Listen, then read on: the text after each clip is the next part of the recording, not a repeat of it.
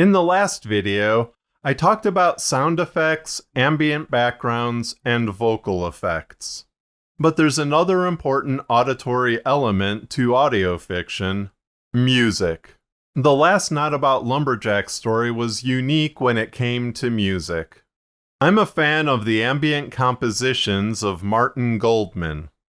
Arising from some friendly chatter back and forth on YouTube, Martin heard I was doing a story about dwarves in space, so he wrote an aptly titled piece of music loosely based on the concept. And then, another. While I'm not always the best at asking for things, I did ask Martin if I could use the tracks, and he came back and said, sure, you can use anything of mine that you need. So, with the exception of the usual theme tune, all music in Rockbiters is courtesy of Martin Goldman. But usually, I go about getting music for stories in a different way. When I started the show in November of 2015, I happened upon the work of avant-garde composer Ergo Fizmiz on the Free Music Archive.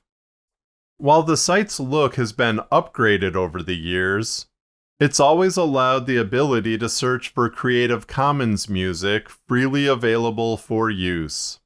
But it's still nice to offer financial compensation if you're using a piece repeatedly. Early episodes of Not About Lumberjacks often featured the work of Chad Crouch, also found through the Free Music Archive, and his website soundofpicture.com. Crouch's music meshed very well with the Fizmiz piece I used as the theme, and that gave a consistency to those early episodes of the show. Crouch's Sound of Picture site is also great because it offered easy licensing for stories that I was able to afford. Today I use Epidemic Sound for music. This is probably the point in the video that people are expecting me to say, hey, and thank you to Epidemic Sound for sponsoring this video, but that's not my kind of thing. I just like their service, and I'll tell you why. I find their search feature easy to use. Maybe I'm thinking a story requires a classical score, but what kind of feel specifically? I can select genres and get refined results. But maybe then I think, well, laid back is actually better for this one, and maybe not even classical. Maybe I want to go with jazz. A couple clicks and I'm into what I need. And once I have what I need, I can save that music for consideration to custom episode folders. And when I've decided what I'll actually use in a story, Epidemic Sound's download lets me download the entire piece as is, or the ability to download stems. What are stems? They're a great way to give a story the feel of a more customized score by having the piece broken up by specific instruments and melodies.